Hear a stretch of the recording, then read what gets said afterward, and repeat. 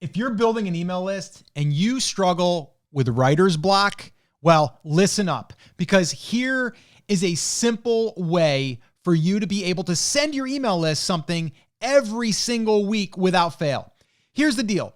If you don't have your own content right now, send them anything that is going to be helpful. While you think to yourself, what am I going to send them?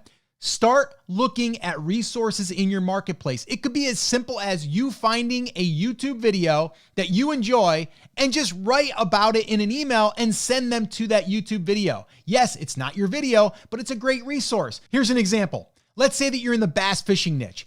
All you would do is find a YouTube video that was really, really helpful or that was funny about bass fishing. And then from there, just send it out to your list. That's it. Just let them know that you found something cool and you wanted to share it with them. Think about writing to your friend. How would you do that? That's how you'll write every single email to your list. And let me just say, when you do that, people really, really enjoy that because it feels more real and more authentic.